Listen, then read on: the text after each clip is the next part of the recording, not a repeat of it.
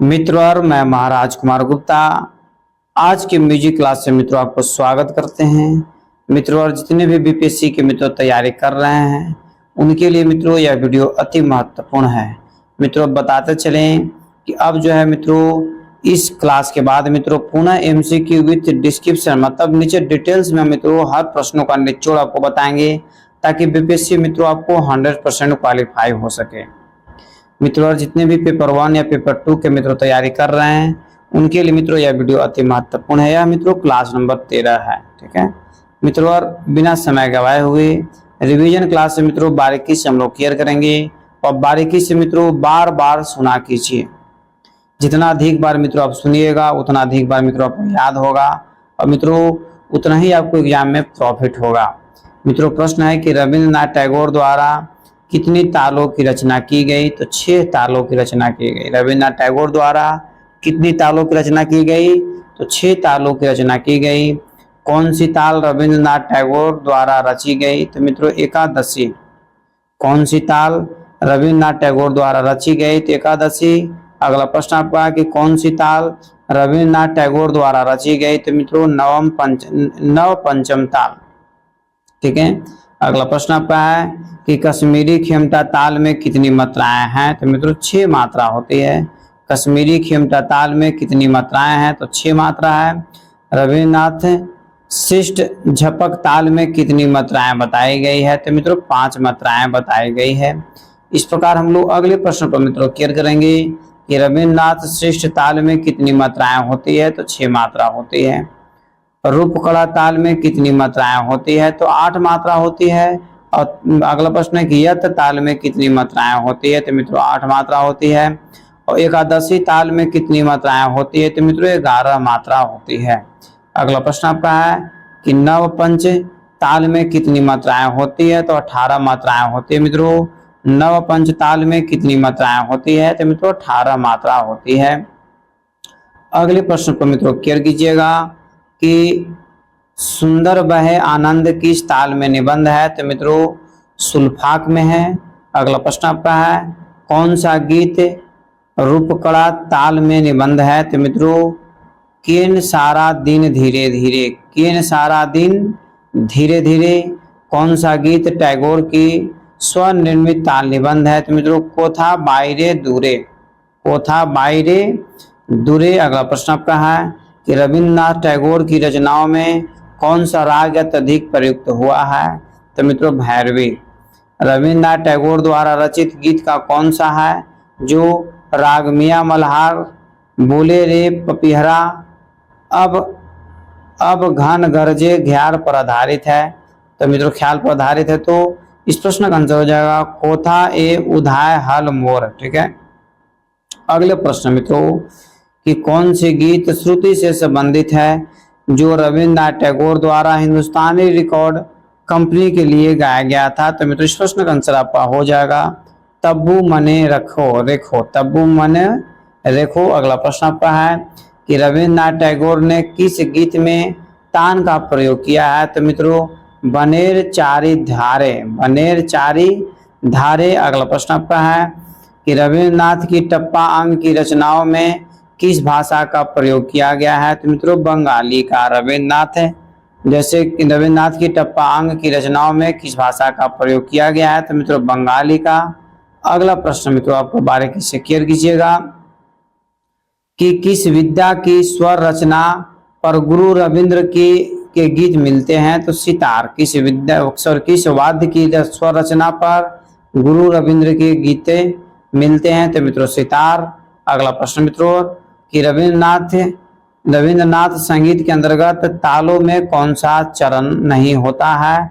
तो मित्रों खाली नहीं होता है। मित्रों अगले प्रश्न पर क्लियर कीजिएगा कि रविन्द्रनाथ टैगोर द्वारा कितनी तालों की रचना की गई है? तो 6 तालों की रचना की गई है। अगला प्रश्न मित्रों कि कौन सी ताल रविन्द्रनाथ टैगोर द्वारा रची गई? तो मित्रों एकादशी। कौन सी ताल रविन्द्रनाथ टैगोर द्वारा रची गई? तो मित्रों एकादशी।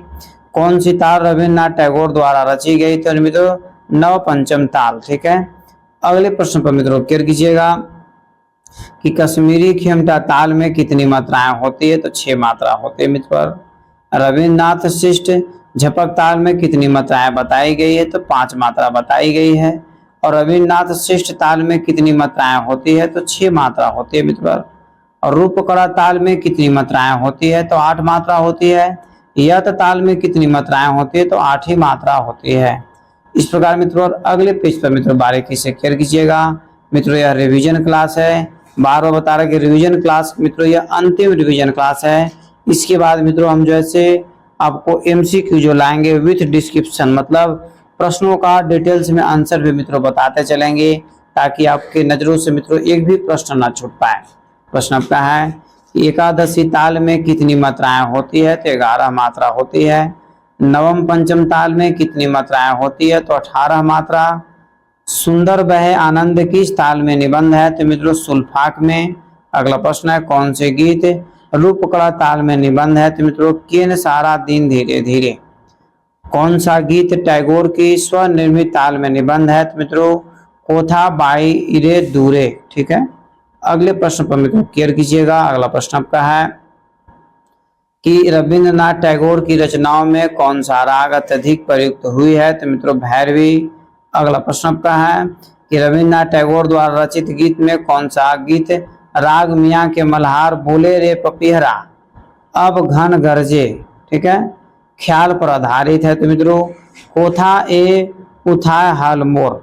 ठीक है, अगला प्रश्न है कि कौन सा गीत श्रुति से संबंधित है जो पंडित रविंद्रनाथ टैगोर द्वारा हिंदुस्तानी रिकॉर्ड कंपनी के लिए गाया गया, तो तबू मने रखो रेखो। ठीक है, अगला प्रश्न मित्रों कि रविंद्रनाथ टैगोर ने किस गीत में तान का प्रयोग किया है, तो बनेर चारे धीरे। रविंद्रनाथ की टप्पा अंग की रचनाओं में किस भाषा का प्रयोग किया गया है, तो बंगाली का। मित्रों कुछ प्रश्न रिपीट हो गया, उस सबको घबराने की जरूरत नहीं है। अगला प्रश्न मित्रों आपका कंठ मौकुदी पुस्तक के लेखक कौन है, तो मित्रों क्षेत्र मोहन गोस्वामी साहब। कंठ कौमुदी पुस्तक के लेखक कौन है, तो क्षेत्र मोहन गोस्वामी। रविन्द्रनाथ द्वारा रचित शक्ति रूप हेरो तार किस ध्रुपद रचना के आधार पर रचा गया है, तो मित्रों सप्तसुर 3 ग्राम। अगला प्रश्न आपका है कि रविन्द्रनाथ द्वारा रचित स्वप्रो अमान मने हल किस स्वयं सृष्टि ताल में निबंध है, तो मित्रों षष्ठी ताल में। अगला प्रश्न मित्रों किस वाद्य की स्वर रचना पर गुरु गोविंद के गीत मिलते हैं, तो मित्रों सितार। अगला प्रश्न मित्रों कि रविन्द्रनाथ संगीत के अंतर्गत तालों में से कौन सा चरण नहीं होता है, तो मित्रों खाली। अगला प्रश्न मित्रों कि रविन्द्रनाथ द्वारा रचित नैवेद्य में अधिकांशतः किस विषय से संबंधित गीतों की रचना मिलती है, तो मित्रों भक्ति युक्त।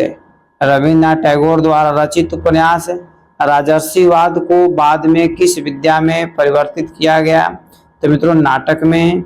अगला प्रश्न मित्रों कि विदेशी धुनों से प्रवाहित गीत रविन्द्रनाथ टैगोर के किस ग्रंथ में मिलते हैं, तो वाल्मीकि प्रतिभा में। अगला प्रश्न मित्रों की स्वदेश की विदेशे जथाए तथाए गान के रचनाकार कौन थे, तो राम मोहन राय। ठीक है, रविन्द्रनाथ टैगोर ने मन जागो मंगल लोके रचना किस ख्याल के आधार पर रची थी, तो जागो मोहन प्यारे, जागो मोहन प्यारे। ठीक है, अगले प्रश्न पर मित्रों क्लियर कीजिएगा कि सरोजनी नामक नाटक के लेखक कौन है, सरोजनी नामक नाटक के लेखक कौन है, मित्रों इस प्रश्न का आंसर आपका हो जाएगा ज्योतिरिंद्र नाथ है। अगला प्रश्न मित्रों कि गीत विथिका ग्रंथ के लेखक कौन है, तो रविन्द्रनाथ है। और तौसीर देश नाटक किसे समर्पित है, तो सुभाष चंद्र बोस। अगला प्रश्न मित्रों कि रविन्द्रनाथ द्वारा एक संग्रह चयनिका में किस विद्या का संकलन है, तो मित्रों कविताएं का। अगला प्रश्न मित्रों कि रविन्द्रनाथ टैगोर रचित नटराज किस विद्या से संबंधित है, तो मित्रों नृत्य प्रधान नाटिका, नृत्य प्रधान नाटिका। अगला प्रश्न मित्रों कि किस रचना के लिए रविन्द्रनाथ टैगोर को नोबेल पुरस्कार मिला था, तो मित्रों गीतांजलि के लिए। मित्रों किस रचना के लिए रविन्द्रनाथ टैगोर को नोबेल पुरस्कार मिला था, तो गीतांजलि के लिए। अगला प्रश्न मित्रों कि रविन्द्रनाथ टैगोर को नोबेल पुरस्कार किस वर्ष में प्राप्त हुआ था, तो 1913 में। और रविन्द्रनाथ टैगोर को सर की उपाधि किस वर्ष में प्राप्त हुई थी? तो 1915 में। रविन्द्रनाथ टैगोर को सर की उपाधि किस वर्ष प्राप्त हुई थी? तो 1915 में। रविन्द्रनाथ टैगोर ने विद्या वाचस्पति की उपाधि किस वर्ष प्राप्त की? तो 1940 में। रविन्द्रनाथ टैगोर साहब ने विद्या वाचस्पति की मित्र उपाधि कब प्राप्त की? तो 1940 में। और रविन्द्रनाथ टैगोर साहब की मृत्यु कब हुई? तो 1941 में। मित्रों आपको कमेंट्स में बताना है कि रविन्द्रनाथ टैगोर साहब का मृत्यु जन्म कब हुआ था। तो मित्रों कमेंट्स में बताइए 1800 कितना है, फट से बताइए 1861 में। ठीक है, अगले प्रश्न पर मित्रों क्लियर कीजिएगा कि गीति नाट्य में कौन सा सन 1881 में लिखा गया? तो उत्तर है मित्रों वाल्मीकि प्रतिभा। गीति नाट्यों में कौन सा जैसे सन 1881 में लिखा गया? तो वाल्मीकि प्रतिभा। कौन सा नृत्य नाट्य किस श्रेणी में आता है? तो चित्रांगदा। कौन सा नृत्य नाट्य किस श्रेणी में आता है? तो चित्रांगदा। मित्रों आपको कमेंट में बताना है कि चित्रांगदा के लेखक कौन हैं। कौन सा गीत नाट्य में है? तो मित्रों काल मृग्या। कौन सा गीत नाट्य में है? तो मित्रों काल मृग्या। अगला प्रश्न आपका है कि कौन सा नृत्य नाट्य है? तो मित्रों चंडालिका जैसे मित्रों नृत्य नाट्य के अंतर्गत आता है। अगला प्रश्न मित्रों कि मोयार खेला किस श्रेणी के अंतर्गत आता है? तो संगीत नाट्य के अंतर्गत मित्रों आता है। अगले प्रश्न पर मित्रों क्लियर कीजिएगा कि श्यामा क्या है? मित्रों इस प्रश्न का आंसर आपको हो जाएगा नृत्य नाट्य है। श्यामा क्या है? तो मित्रों नृत्य नाट्य है। अगला प्रश्न मित्रों कि वनवाणी नवीन किस श्रेणी में आता है? तो मित्रों गीत नाट्य में आता है। वनवाणी नवीन किस श्रेणी में आता है? तो मित्रों गीत नाट्य में आता है। खेया किस श्रेणी में आता है? तो काव्य गीत में। गीत विथिका किस श्रेणी में आता है? तो रूपक नाट्य में। और मित्रों अगला प्रश्न आपका है कि संगीत कल्पतरु ग्रंथ की रचना किसने की? तो विवेकानंद ने। संगीत कल्पतरु ग्रंथ की रचना किसने की? तो मित्रों विवेकानंद ने। इस प्रकार मित्रों अगले प्रश्न पर क्लियर कीजिएगा। अगला प्रश्न मित्रों कि राग खमाज पर आधारित आज श्याम मोहन लीनो ख्याल पर कौन से गीत रविन्द्रनाथ टैगोर द्वारा रचा गया है? तो मित्रों तोमरी गोहे पालीछो स्नेह। ठीक है, अगला प्रश्न है कि कंठ कौमुदी पुस्तक के लेखक कौन है? तो क्षेत्र मोहन गोस्वामी साहब। रविन्द्रनाथ द्वारा रचित शक्ति रूप हेरो तार किस ध्रुपद की रचना का आधार पर रचा गया है? तो मित्रों सप्तसुर 3 ग्राम। अगला प्रश्न मित्रों क्लियर कीजिएगा कि रविन्द्रनाथ द्वारा रचित स्वप्ने अमार मने हल किस स्वयं सृष्टि ताल में निबंध है? तो मित्रों षष्ठी ताल में। मित्रों अगले प्रश्न पर क्लियर कीजिएगा कि किस ग्रामोफोन रिकॉर्ड में रविन्द्रनाथ टैगोर ने वंदे मातरम पहली बार गाया था? किस ग्रामोफोन रिकॉर्ड में रविन्द्रनाथ टैगोर साहब ने वंदे मातरम को गाया था? मित्रों specially trend by doctor Rabindranath Tagore साहब। वंदे मातरम किस विद्वान द्वारा लिखा गया? तो मित्रों बंकिम चंद्र चटर्जी द्वारा। वंदे मातरम मित्रों पहली बार जैसे कब गाया गया था आपको कमेंट्स में बताना है। अगला प्रश्न आपका है कि राष्ट्रगान की समय सीमा कितनी निर्धारित की गई है? तो मित्रों 52 सेकेंड। राष्ट्रगान की समय सीमा कितनी सेकेंड निर्धारित की गई है? तो 52 सेकेंड। अगला प्रश्न है कि यदु भट्ट किस शताब्दी से संबंध रखते थे? तो 19वीं शताब्दी से। गांधी जी को बापूजी नाम किसने दिया? तो रविन्द्रनाथ टैगोर साहब। गांधी जी को बापूजी नाम किसने दिया? तो रविन्द्रनाथ टैगोर साहब ने। टप्पा गायक निधु बाबू का पूरा नाम बताइए? तो रामनिधि गुप्ता। टप्पा गायक निधु बाबू का पूरा नाम बताइए? तो रामनिधि गुप्ता। समाज की स्थापना किसने की? तो राम मोहन राय। ठीक है, सॉरी ब्रह्म समाज है जी। ब्रह्म समाज की स्थापना किसने की? तो राजा राम मोहन राय। और ब्रह्म समाज एवं ठाकुर परिवार में उपासना हेतु गीतों को क्या कहा गया? तो ब्रह्म संगीत कहा गया है। मित्रों अगले प्रश्न पर क्लियर कीजिएगा कि रविन्द्रनाथ टैगोर द्वारा प्रथम संगीत पुस्तक रवि छाया कब लिखी गई? तो मित्रों 1885 में। रविन्द्रनाथ टैगोर द्वारा प्रथम संगीत पुस्तक रवि छाया कब लिखी गई? 1885 ईस्वी में। अगला प्रश्न मित्रों के रविन्द्रनाथ टैगोर ने किस वर्ष में बसंत नाटक बसंत नाटक का प्रकाशन किया? तो 1923 ईस्वी में, 1923 ईस्वी में। अगला प्रश्न मित्रों कि उस पुस्तक का नाम बताइए जो मूल रूप से बंगाली भाषा में लिखी गई है? तो मित्रों गीत सूत्रधार। उस पुस्तक का नाम बताइए जो मूल रूप से बंगाली भाषा में लिखी गई है? तो गीत सूत्रधार। अगला प्रश्न आपका है कि गीतांजलि में कितने गीतों का संकलन किया गया है? तो 203 का। गीतांजलि में कितने गीतों का संकलन किया गया है? तो 203 का। ऋतु तरंग नाटिका में कवि रविंद्रनाथ ने कितने ऋतुओं का समावेश किया है? तो 6 ऋतुओं का।